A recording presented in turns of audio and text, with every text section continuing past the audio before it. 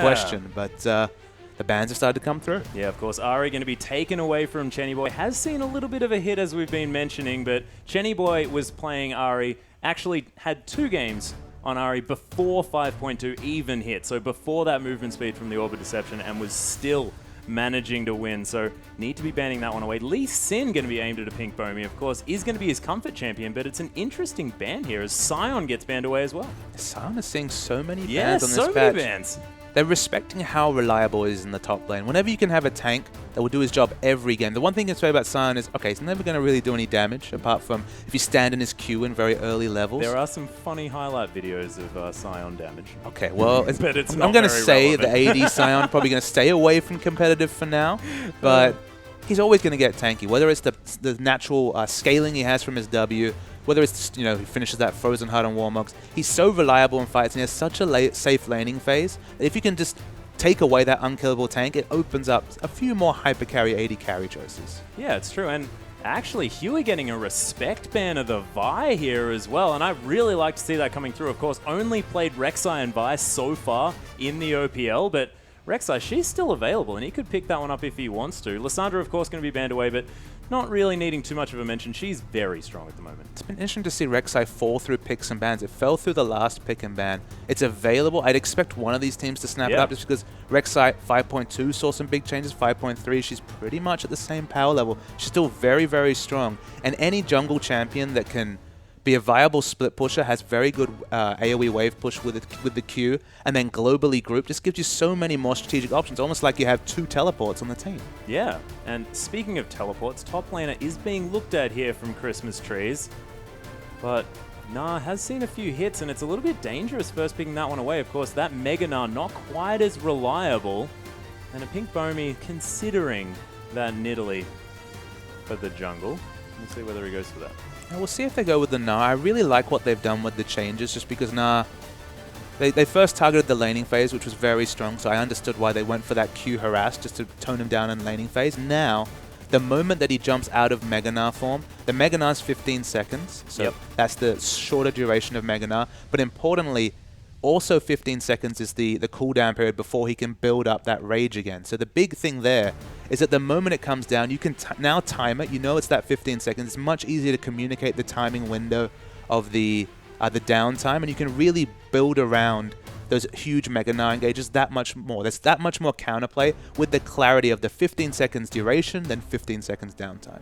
Yeah, sort of like it goes, you go, blah, blah, blah. And it's going to be even either way. But Rich Gang going to be locking in their 2 picks very quickly. Of course, Jarvan very strong in the jungle at the moment. Huey played that in the OCS on his way through. Hasn't played it yet in the OPL. We'll see how he goes. And Destiny going to be hopping on the Janna. And of course, has seen a lot of play. But Pink Bomi just going to lock in Rek'Sai straight up. Yeah, Janna Jarvan, very strong power duo. We're not going to see the pick play coming out of Destiny. If you remember how good he was on the Morgana, hitting those dark bindings one of the previous times we saw Rich Gang. Definitely going for the defensive flavor, the balanced engage and the balanced disengage in Janna Jarvan. We waited for the Rek'Sai. It's finally locked in. Yeah. And Apaps is looking at picking up an AD carry. They're going to lock away the Sivir here too, so easily able to get this Mega Nah into a team fight, and their chase potential going to be very, very scary. And I think we're going to be looking at Destiny to really disengage these fights if Sudden Fear manage to get the angle that they're looking for. So day shifted now. We've seen a lot of people step up and really prey upon these Sivirs. There's a lot of AD carries available. Kalista is available this series, of course, was banned away last game. It's a potentially interesting pickup, but it's always a risk. It is definitely a risk. Day Shifted is going to hover the Caitlyn here, though. So another champion that can punish Sivir just a little bit. Of course, Sivers really, really like Caitlyn's a little bit because they're like, I can eat cupcakes for free, and it's fantastic. They give me back my mana, but that range is very difficult to deal with. And Chenny Boy going to lock away that Rumble here for Squiggle in the top side of the map. And with Rich Homie gone, they've got a different champion pool to deal with in this top side. And we'll see whether that's actually going to change how Rich Gang play. Of course, Squiggle, formerly on Unlimited, was a great player in his own right. And now we'll just see what he can do. Of course, his Mundo was gigantic, a very different champion from what Rich Homie was playing. And so far, they've managed to pull out a very different team comp than what they've been going for. But pretty mid-game focus still. Yeah, Rumble Jarvan's definitely the big pickup. Of course, in the last series, they actually played for the late game and hit it against Chiefs, which hasn't been their MO at all. They've all been about doubling down that mid game. It's always been the early skirmish game with Rich Gang, so it's so surprising to see them opt into the late, hit it, and then just not be able to quite execute against the all-powerful Chiefs. So they're going for more of the mid-game focus. I mean, Rumble Java, and that's absolutely the guarantee to pick up those dragons in the mid-game. And I see you smiling because we do see the Blitzcrank. Yeah, T-Gun going to be very, very happy over at Team Immunity, but Energizer's here as well. So Sudden Fear bringing in their sub-80 carry. Energizer played a lot of games throughout the OCS, and he was looking very, very strong, actually, in that 80 carry position. So Enfamoon not going to be here. We'll see whether he can't actually steal all the kills now. Yeah, so we highlighted him, we put him up on that pedestal, and then he couldn't even rock up today. But, I mean, again, it's dynamics on both sides that are changing. We talked about Squiggle. He obviously put a lot of power from the top lane. He did very, very well on that Dr. Mundo. And now we're going to have to talk about how that Energizer will change. You have to think the kill distribution probably won't stay the same. Yeah, it might be very different. And with the fact that he's playing Sivir too, a very utility-heavy AD carry that just wants to get a lot of movement speed onto their carries. And Apaps, he's got LeBlanc now in this mid lane. And if last game is anything to talk about, LeBlanc pretty good at getting kills. LeBlanc is good against getting kills, but with Kassadin coming through, Kassadin's one of the best champions to lane against LeBlanc. So often we talk about Kassadin in his weak laning phase. Against LeBlanc, you max the Q, you pick up a bit of regen, and you actually can force the LeBlanc out of lane. So it's a very strong laning choice. And we all know about the carry potential of Kassadin in later games. There's talk about some massive nerfs coming towards Kassadin, but on 5.3, just a little bit of nerfs towards that Q damage. Still very, very strong. Oh yeah, still very powerful. And that shield hasn't taken much of a hit here as well. So he is going to be able to weather the storm of that poke damage to come through from LeBlanc. But again, I mean, Rich Gang, they've got that mid-game insurance of the Rumble Jarvan combo, but Kassadin, Janna, Caitlyn, that screams late game. Yeah, there is a bit of a misidentity there in terms of there's not really a cohesive mid to late, early to late game focus. They do have a bit of a split focus. So if Sudden Fear can double down on the mid game, they've got the picks of LeBlanc, they've got the speed from Sivir. Rek'Sai can get so big so quickly, even just with the Warrior enchantment. You have to respect her damage. So I feel like Sudden Fear have definitely picked for the early to mid game. They still have threats in the late game, but they've got the cohesive comp. They want to get that dragon control and really to start to snowball the game away from Rich Gang. But if Rich Gang, if they get some of those trademark early skirmishes, if they get the early kills, if they can steal away a dragon or two, the late game's going to come early. Oh, yeah. And the fact that if Day Shifted gets rolling here on this Caitlyn as well, I mean, her laning phase is so obnoxious. Using that range, just poking you out, getting those headshots every 7 hits. And, you know, you can't spell shield a headshot. So you're just going to be taking those. But Blitzcrank might be able to take advantage of the overextended Caitlyn. Caitlyn wants to be with Sivir under a turret and just auto-attacking between Sivir, the turret, the minions, and just completely harassing out Caitlyn. It's one thing to eat the mana sustain from the traps, but it's another thing to just have no health because of all the auto-attacks coming in from Caitlyn. It's not a fun laning phase at all from Sivir. So much of a range differential there. But if they can prey upon the natural tendency for Caitlyn to be overextended, both Janna and Caitlyn are excellent targets for Blitzcrank to hook. So if Rek'Sai's on form, there is potential for counterplay in this bottom lane. Yeah, and a Pink Bomi is on a jungler that can have a lot of pressure early. That Umbaro with that knockup going to be fantastic as far as getting those early ganks off. You can get that at level 2. Yeah, it's true. Double knockup potential for Blitzcranks in the situation. So I wouldn't be surprised to see a bit more attention to bottom lane than we've come to expect. Bottom lane has been largely untouched in a lot of our series today, but there is the potential for some interesting things when you got a Blitzcrank involved. Yeah, and you think about Blitzcrank, you think about pairing him with the likes of Corki, of Graves, you know, champions that can burst down anyone that gets grabbed, but Sivir, she's pretty good at that too. I mean, if you get that knockup, you get 2 hits on that Boomerang Blade. That's a lot of upfront damage. I wouldn't be surprised to see if I actually go for the really early game focus build. With the Infinity Edge nerfs that have come through, it's not as big of as a one-item power spike as it used to be because you've got that 5% less crit. Yep. You're less guaranteed in that burst damage. So a BF sword into a Brutalizer actually would be massive damage potential coming through from the Boomerang Blade, from the first auto-attack reset with the Ricochet. I think that would really suit the comp they have because you hit a Blitzcrank hook, you get that massive burst damage coming through the Boomerang Blade and all the auto attacks with the armor penetration from the BF sword, so from the Brutalizer, could be very important in early lane trading. If you can keep that Caitlyn down, if you can lower the CS advantage, even pick up some kills, it just takes the pressure away from what is a tough laning matchup for the Sivir. And it also sort of works in 2 ways as well because of the fact that Rich Gang very sort of late game focused with a lot of these picks. making sure you have power when you need it, when you can take advantage of the enemy comp is very, very important. So I like your idea here with the Brutalizer. We'll see whether Energizer is going to be on the same page. And double down that mid game as much as possible, because the late game, you might be bluffed by the Rumble Jarvan, which is very early to mid game focus. Level 6 onwards, massive synergy between those two. But Kassadin, Caitlyn especially, very much tuned to the late game. Oh, yeah. And, once those Banshee's Veils start coming in as well, I mean, it's going to be quite difficult. But, guys, how are you watching the OPL? Tweet us in. Let us know exactly how it's going down for you guys. Use that hashtag #IamOPL and tweet it at LOLOceania as well. So just let us know. Take a photo. And if you're underwater, again, please let me know, because I just really want to see that. You're still waiting for that photo. I'm still waiting. We've got time. Maybe today. Maybe today. Maybe it is. I'm going to keep plugging it, though, until we get an underwater shot. Could be here for a long season, Atlas. Yeah, and that's exactly what our producer's thinking in the background, of course. I heard the sigh. There was an audible sigh, ladies and gentlemen. But let's get back into the game, because the top lane matchup is an interesting one. Of course, having this Rumble up against Nah seen a few hits here. Is that going to affect his laning phase against Rumble? I don't think so. I mean, a lot of the changes are around the Mega Nah transformations. More team fight focused, the changes. Of course, in laning phase, you kind of want to be mini Nah until you want to clear waves, because then Mega Nah, of course, his Q is just so much better at pushing back the minion wave. You can just smash it down. It's a bit ludicrous how much damage he does with no AD damage. Maybe they need to tune that down a little bit. Guys. But, I mean, Nah's always going to play in the front against a Rumble. Rumble struggles to kind of control the wave, especially early. So Nah should be aggressive in that lane. If they can get both Nah and Siva ahead and getting Rumble and Caitlyn, for example, under their turrets, they might actually be able to open up enough pressure to really negate the early game focus that Rich Gang have. If they can double down the mid game, that's what they want to do. So any sort of pushing they can do to get Rich Gang on the back foot and try and open up a mid game objective and dragon advantage, that's what Sudden Fear are looking to do. Yeah, and are they going to use maybe a lane swap to do this as well early on? What do you think that the go is there? Because, of course, getting Sivir out of this lane against Caitlyn could be a good idea, and, of course, Squiggle might suffer a little bit as Rumble in this lane.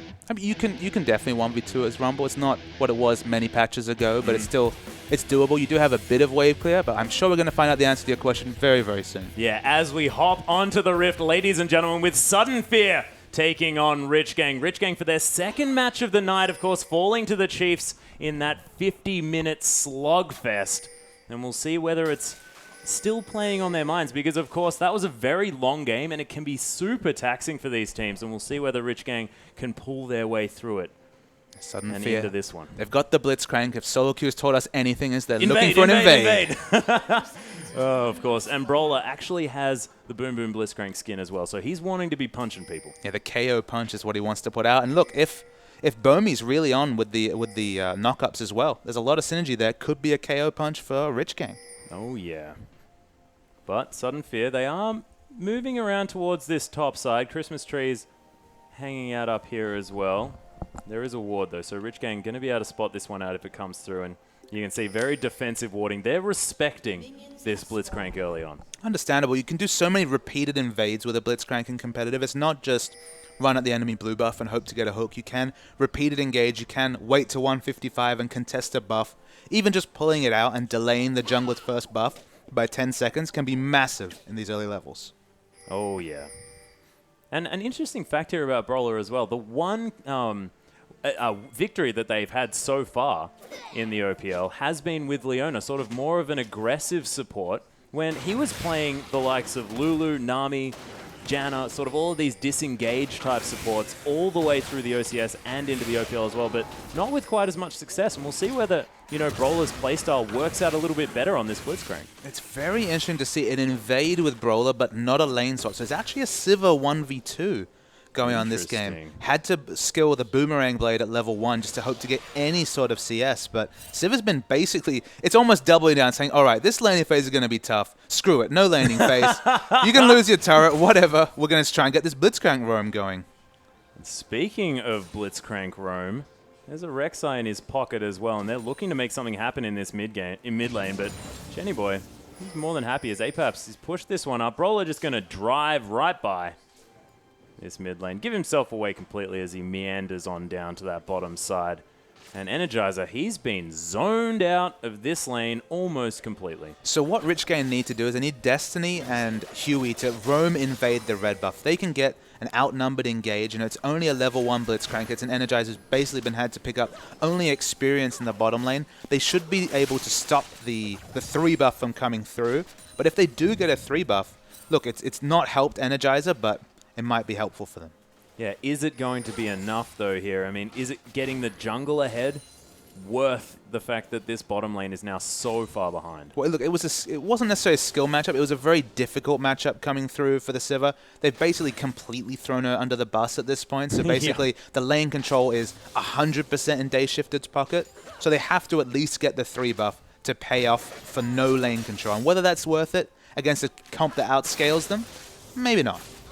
Yeah, but we are going to have that 3 buff as a Pink Bomi is going to go around, pick up that red, now head back, possibly pick up the Trailblazer to continue the farm. And we'll see whether Pink Bomi is going to put the pressure on or whether he's going to be just farming out his lanes, making sure that he can get to that Void Rush as quickly as possible and be everywhere on this map. It's really interesting how the jungle works now, just because you don't get any extra gold from doing the big camp. So at this point, they're actually even in gold completely, Bomi and Huey. So Huey, he doesn't have the buff for ganking. Oh my goodness, Chenny Boy! He's going to get soloed in the mid lane by Apaps. I'm sorry to cut you off just there, but that was some beautiful play coming through, and he just tanked up all of those minions and didn't care. I don't know what to say, Atlas. I can usually get my color points across because not much happens in terms of solo kills at level 4, but complete credit to Apaps. Oh, yeah. He's repeating against those top mids, whether it's Swiffer and now up against Chenny Boy. He does some really surprising things. Yeah, that was fantastic to see. And you were talking about the fact that this is a lane that's fine for Kassadin generally, and Apaps just waited out that shield and just straight up killed him. Yeah, it can be excellent for Cass in that lineup. And it wasn't even the sustained start from LeBlanc, but she shrugged off the early damage and got a massive burst trade in. So well played to Apaps. Oh, yeah. Pink Bomi is going to think that he's okay, but he's going to go straight into that trap. Day Shifted going to know exactly what's going on. Ricochet just trying to trim this wave on the bottom side. But Energizer probably going to be happy to be underneath his turret. Like, at least he can get to the experience. Yeah, they're getting experience, but you can see he doesn't want to show that his spell shield is down. So he's not happy enough to eat up the Cupcake Man just yet. But notices that people come out of lane and goes and just gobbles it up. Yeah, delicious cupcakes. Fantastic. Squiggle going to silence himself here on this top side. Christmas Tree's actually struggling just a little bit against this Rumble, but you can see still able to stay ahead in that farm, just using his health in order to pick up those minions when he wants to. It's also forced Squiggle onto a cloth armor start, so the magic penetration definitely going to be delayed, but maybe even going to opt into the very early arm guard. Yeah, of course, very efficient item there, so he's not going to be too upset, but Christmas Trees has to be careful. These auto attacks from an overheated Rumble are doing a lot of damage. And the Flame Spitter as well, now that it's got a few points into it. It's quite scary. As, man, Christmas Trees is going to have to go back, potentially. Oh my goodness, level 6 gets hit! That's another solo kill, now in the top lane on the other side. Squiggle, fantastic play, and Equalizer comes in, instantly gets a kill. Yeah, I actually had to check Christmas Tree's experience bar. He was actually 1 experience away, 1 creep dying away from level 6. Oh my goodness. But he should have been able to put together that so was the Rumble. But in the mid lane, Chenny Boy's in trouble. Speaking of level 6, Chenny Boy not quite able to get that Rift Walk, and there's the Mimic! Apaps picks up his 2nd kill in the mid lane. When Apaps goes off, he goes so off. Excellent play with the chains. Confirms it with the ultimate. Man, power spikes across the map are causing seismic changes in this game. Yeah, the timings coming through from both teams are so perfectly executed here from both the Rich Gang in the top side and Sudden Fear here in the mid lane as well. And man, so far very explosive, but so even in this game. So let's talk about Rumble's item pickup. Goes back, had just over 1,600 gold, so opts into a straight needlessly large rod. You might be thinking, there's no magic penetration there, and you'd be right. It definitely doesn't help so much in terms of sheer equalizer damage. What it does give Rumble, and what he lacks early game, is wave clear. It gives him so much wave clear. As Huey, man, he doesn't want to face check Apaps. No, but he's going to go back in there. Of course, Chenny Boy was coming around. Riftwalk not quite available just yet. Needs a little bit more experience. Brawler is here as well, so offering that God Hand if it's needed. But just wave clear for Rumble, it's something that he finds so hard to get. sparring, getting a very quick Abyssal Scepter, allows him to control the wave that much better against Christmas trees.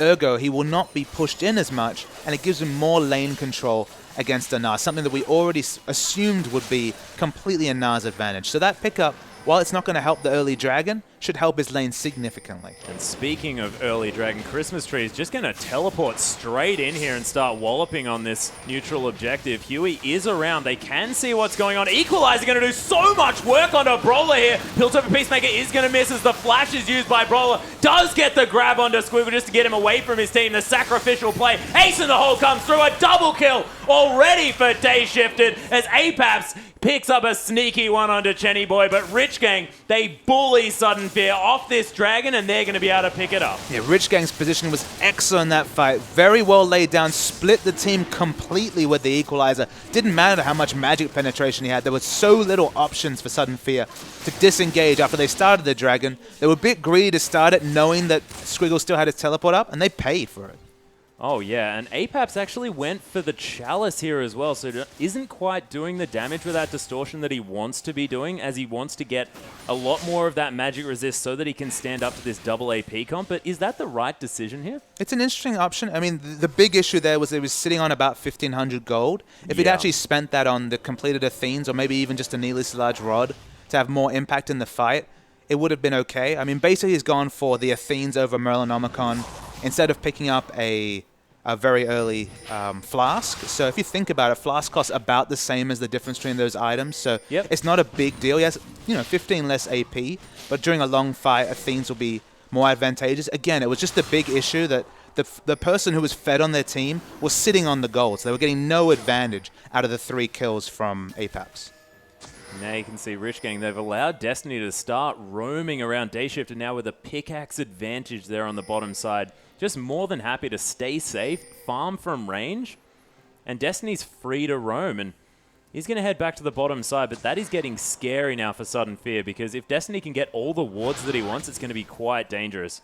And it's the thing that people have really started to understand is that it doesn't matter if it's only an engaged support that's able to roam. You might say, oh, but Janna's not going to get the roam ganks. The roam wards are so important. It's in the top lane. Squiggle's going to get another solo kill. Yep, another solo kill to come through from this Rumble. A Pink Bomi just not quite there in time. Finds him with a Prey Seeker. There's the Mimic Distortion, and the chains land.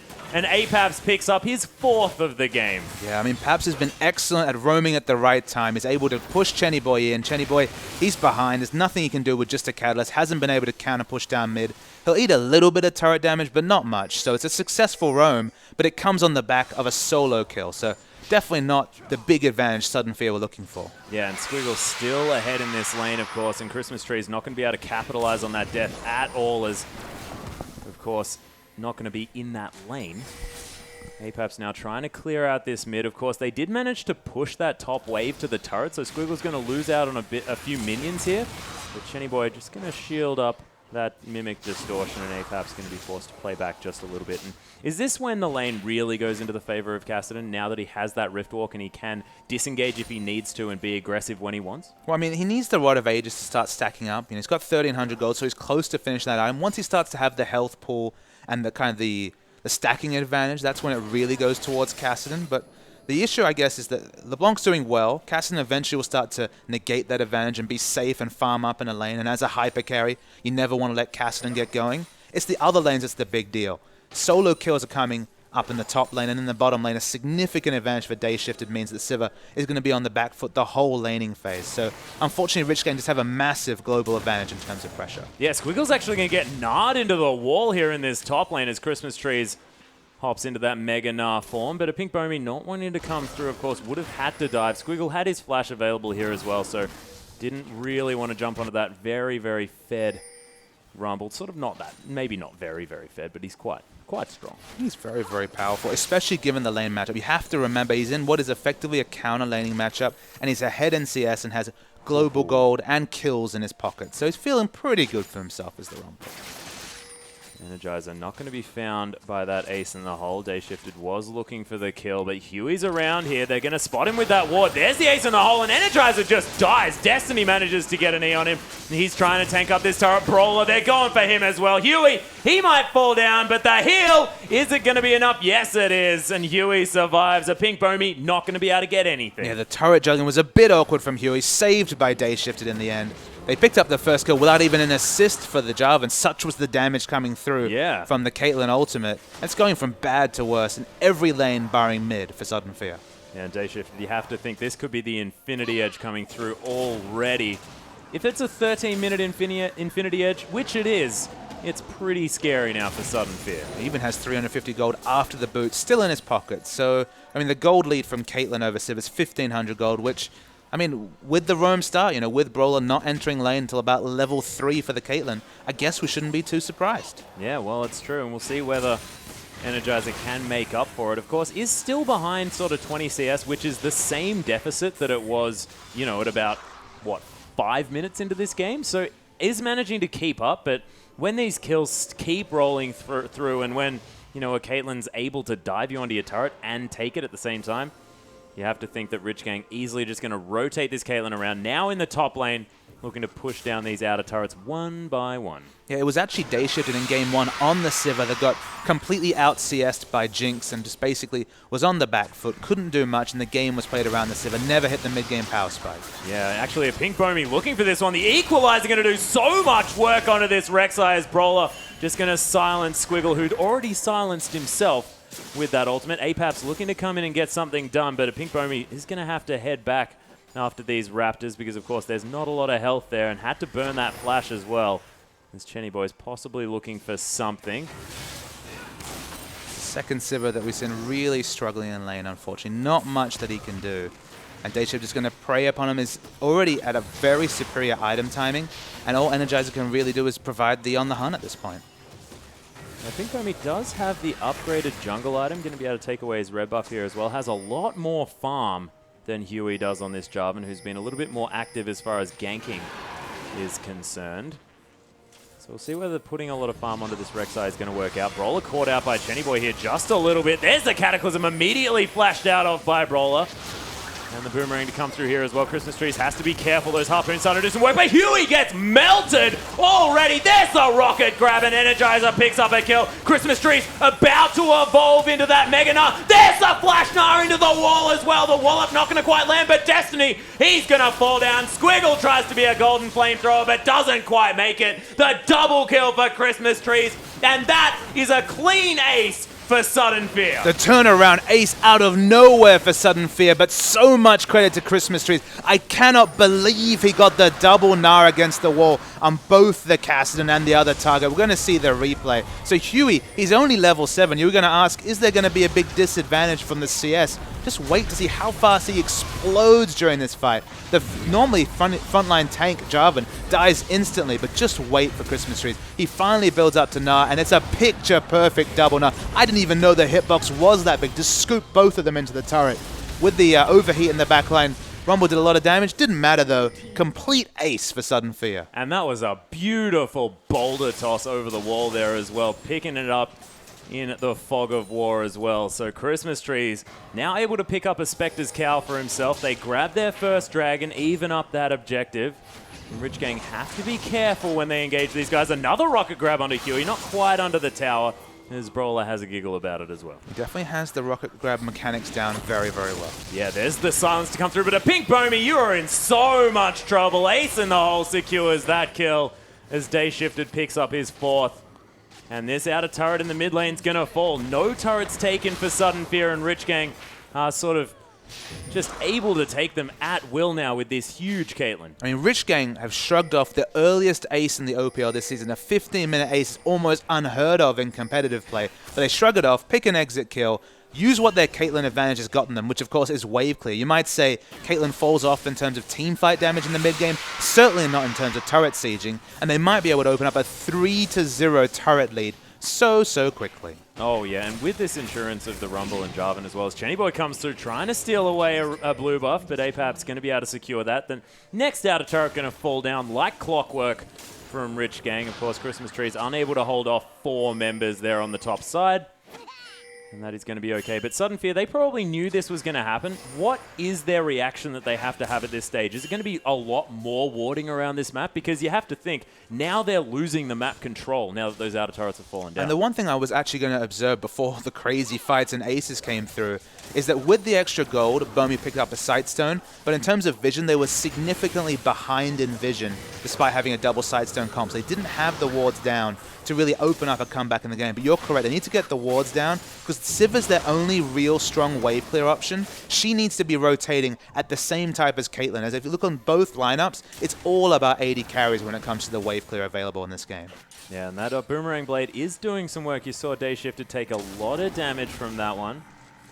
Going to be able to use that Doran's Blade for at least a little bit of life steal under that turret as well, and very safe is Caitlyn. So he's going to be okay, but you have to think that, you know, when this Sivir does manage to get that burst damage happening, and they are starting to do some work on this turret, and one thing that Brawler offers a lot of is siege potential, because if he manages to get a pick with that rocket grab, everyone just explodes the one target. Rich Gang might have to just concede that turret. Yeah, the moment that the Blitzcrank came through in the competitive scene, people started to understand that you max the rocket grab, and it's not whether you hit them, it's the amount of zoning potential you create by just walking up. So just walking up, Brawler is opening up so much space for Energizer on 500 range Sivir to get auto attacks on a turret. Any other champion would not command the same respect that Blitzcrank does. Yeah, but there's the equalizer coming through. The exhaust onto Chenny Boy here immediately. Huey gets blown up yet again. Energizer getting the first kill, and the Mega Gnar Christmas Trees gets Chenny Boy. Squiggle, you are definitely dead in the middle of that fight, and Sudden Fear are team fighting like gods this game. Yeah, the dive coming through from Rich Gang is strong, but the focus fire from Sudden Fear just completely taking down every diver one by one. There was no synchronous engage coming through from Rich Gang. They were seconds away from each diver, and they were just being picked apart one by one. And Energizer as well, just always able to get these first kills. The On The Hunt's always there as well, and they just follow it up. Squiggle manages to use that Zhonya's fantastically with the Flame Splitter as well, but it's just not enough. Let's see it again. Just watch how fast this fight becomes a 5v4 when they take down Huey. It's the second fight in a row. Huey instantly dies. Lovely Gnar from Christmas Trees, but the moment that Huey dies, they're trading upon a frontline tank that has no tank items. It's actually building towards, I believe it has to be, finishes the Hex Drinker. Huey is not tanky enough to go for these 1v3, 1v4 engages. And they're Rich Gang. They've lost 2 fights from the same engage. And he hasn't even got that Warrior Enchantment on that jungle item yet either. He is so far behind. And that Cataclysm not going to be doing much damage, even though he has this offensive item choice. Yeah, realistically, he's not looking for damage from the Cataclysm, but his team is looking for him to set up the engage. The Rumble Jarvan combo is so well known. But if he just dies instantly to focus fire, even from a Sivir who's been traditionally behind in items this whole game, finally now starting to work towards Day Shifter's big advantage on Caitlyn. I mean, unfortunately, if you're going to go for a solo tank lineup and just really overextend for your Cataclysms, you're going to pay for it. You are, and in the meantime, Apaps managed to pick up a 5-0-4 scoreline for himself on this LeBlanc. I mean, crazy thing is he didn't actually get any extra kills from that engage. He was 5-0 before that happened, got 3 assists, but he's just so close from the Needless Large Rod to cap off the damage potential. And Kassadin, he's still scaling up, but at 152, never might be that late game scary Kassadin. Yeah, and Christmas Trees was struggling so much in his lane early on, but now as soon as he's got to that teamfight stage, his Gnar play has been fantastic. And now picked himself up a 3-3-6 scoreline, so not looking too bad at all. I mean, his previous play was the best Gnar play we've seen in the OPL so far. It justifies the poor laning phase because he's clearly completely on point with the Mega Gnar usage. Yeah, and very used to the new timings on that Mega Gnar as well, which is difficult. He hasn't had a lot of time. No, 5.3 has only been on the live service for a couple of weeks, but clearly adjusting to this pick very, very well. Sudden Fear, they harangue everyone out, they pick up their second dragon, and look at the hook. And they get a pick. That's an immediate Zhonya's from Squiggle. Tries to wait for his team to come through. That equalizer going to do a little bit of work, but not quite, as a pink Boom is just going to wander out of the way of it. Riftwalk going to be used very defensively. And Christmas Trees tries to catch up. Of course, the Boulder Toss going to be used on Day Shifted, but oh my goodness, the flash hook into the instant flash response from Day Shifted, and that looked very scary for the Caitlyn. Trying to turn it around now at Rich Gang as Christmas Tree is going to go back to adorable form. But, you know, you'd always take the trade of summoners between the support and AD carry any day of the week. Oh, yeah, it's a nice Force Pulse getting a lot of damage across the team here from Chenny Boy, but Huey might be caught out yet again. Is going to take a lot of damage. There's the Hyper Proc, and is this going to be Christmas Trees just chasing down this Jarvan? Chenny Boy comes in. They just decide they're going to eat a Kassadin instead. Huey in a lot of trouble. Energizer picks up Chenny Boy as Apap's going to pop back to that distortion. And they're getting the picks that they need. Yeah, Squiggle, he really struggled in lane, but his team fighting has been excellent. And the play calling in general from Sudden Fear, whenever they're even, because of course we've seen them snowball on a few times already in competitive, but when they're even, their team fighting is very on point. Beautiful play, and the inhibitor turret gonna fall down here. Sudden Fear putting on so much pressure. Christmas Trees has a lot of rage left as Huey gonna get gnarred against the wall. There's the wall up as well. Christmas Trees has to get out pretty quickly. The Monsoon almost protects Huey, but not enough as the Mimic comes through and the inhibitor falls down. And Pink Bomi, he's gonna die for the efforts, but they'll take the trade of 1-for-1 and an inhibitor. Absolutely. On the side of Sudden Fear. 1-for-1 and an inhibitor with Kassadin respawning. Of course, he could have got some more exit kills, but Bomi, he does the heroic thing. He gives up his life so the rest can live. Yeah, and 7-0-4 now for Apaps. Almost a repeat here of the Chief Swiffer experience. Of course, that game was over by about this stage. LeBlanc's are going off on 5.3. Oh, yeah. No changes to LeBlanc, but I mean, if you're a practice LeBlanc, if you're able to get those early kills especially, she's always been considered a snowball champion, but going for more reliable item builds with the death cap, it's not the DFG burst, but you still have deletion burst damage coming out, and you just have so much more regular ability to impact a team fight because your ultimate's just on such a short cooldown when you pick up that CDR. Oh yeah, and now Sudden Fear, of course, able to even up that turret gap, but they've got outer turrets that they can pick up. They sort of went for the direct line approach to taking 3 turrets as opposed to that sort of spread out approach that you can see the effect though. Look at the massive minion waves pushing into the top. They just have to group at any point and they'll smash down an extra 2,000 gold for what is already a 5,000 gold lead. And all they need is a bit of outer turret damage. We see one of them falling already without even someone around to get that last hit. We see Nara in the bottom lane is going to get even more global gold, going to open up to about 6,000-7,000 gold lead. And you have to think Baron Pressure's coming soon. It certainly is. And, you know, with that teleport available, I mean, Christmas Trees can be in for that huge team fight potential that he has at a moment's notice here for Sudden Fear. And they now have control of this Rich Gang jungle as well, taking everything away.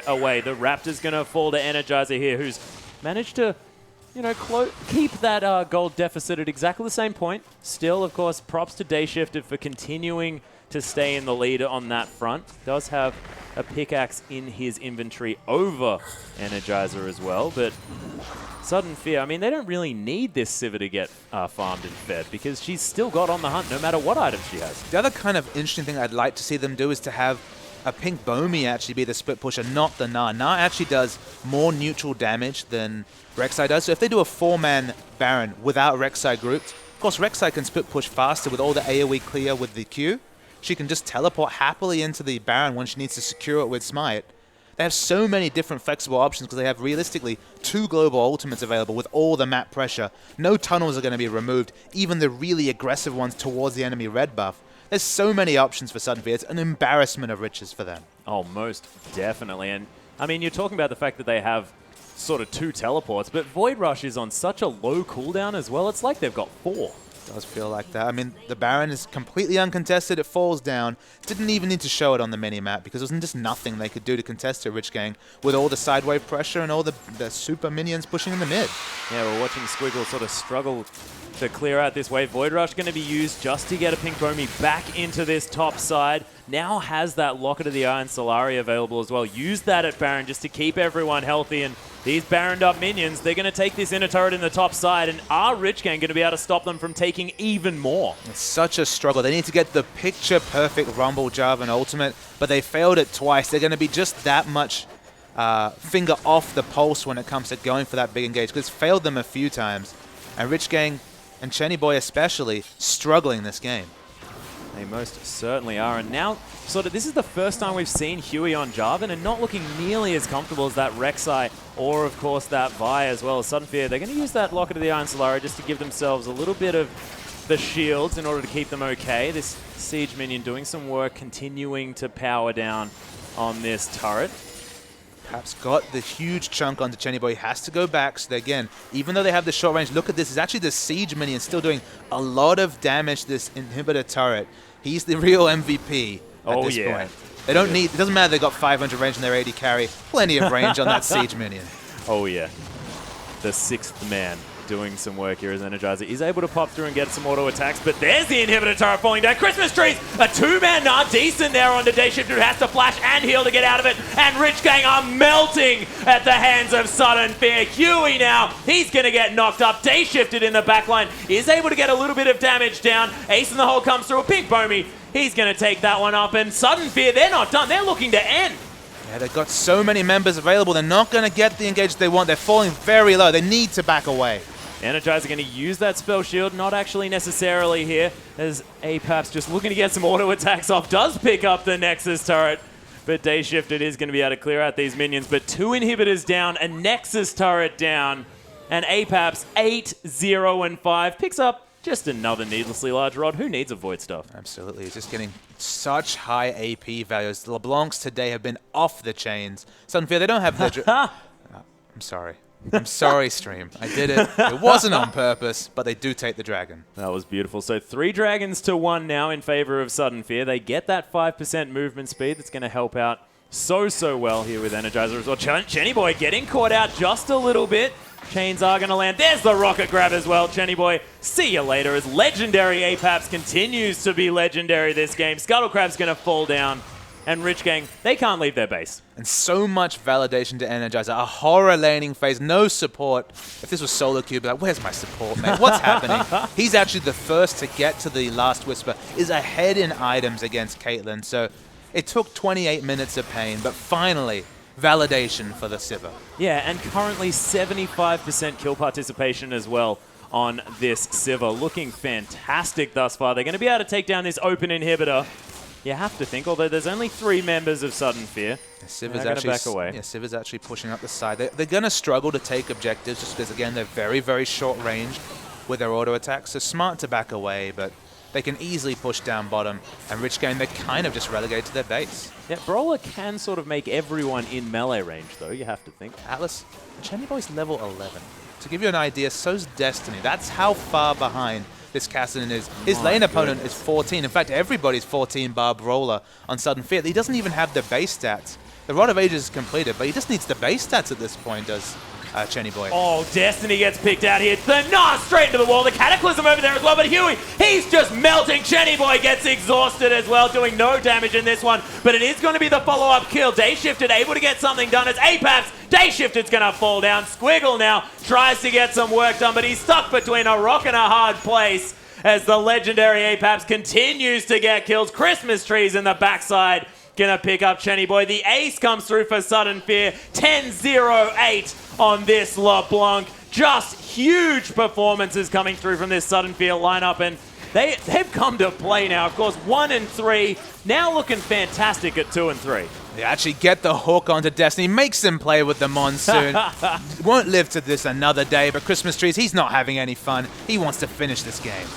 Yeah, the Howling Gale not going to find Apex, and the Nexus is going to fall down, and Sudden Fear come back with a brilliant first game on the Rift. I mean, Sudden Fear, the most unfashionable of the challenger teams by far, but their second win impressively over Rich Gang. So it is the comeback story. It is the revenge victory. Very easily and quickly 2-0'd in the OCS, but they came to play today. Yeah, looked fantastic here, and let's just not even talk about that OCS matchup, but we've got a replay. Let's have a look at how Sudden Fear did this. I mean, the whole game made me speechless, Atlas. Yeah. It felt like Rich Gang were going to get there traditionally. They rotated the Caitlyn. They were going around the lanes. It's like, all right, I know how this game's going to go. They're going to just take the game away from them. But one false engage just changed it completely. But right at the end here, we're going to roll the tape. This is with completely in the ascendancy. I love the hook onto Destiny. Instantly dead. Yep. They finally managed to take out Energizer. Energizer free hitting at the back, even though she was under-tuned in items, the Sivir. Changed a lot of those earlier fights. So Squiggle does his job. They get the assassination. But Apex in the backline is doing so much damage. He's making it easy for Na to clean up kills. Goes legendary. Ends the game 10-0-7. Another LeBlanc to be feared. I thought it was just Swiffer, but Apex is definitely going up with a shout. in terms of those Oceanic LeBlanc players. Yeah, he's looking fantastic. And we were talking about at the start of this game whether it was worth feeding that jungler a whole lot more. Certainly looked like it. But of course, we are going to be following Sudden Fear, and we'll see whether they can continue their momentum into their next matchup against Avant Garde coming up right up.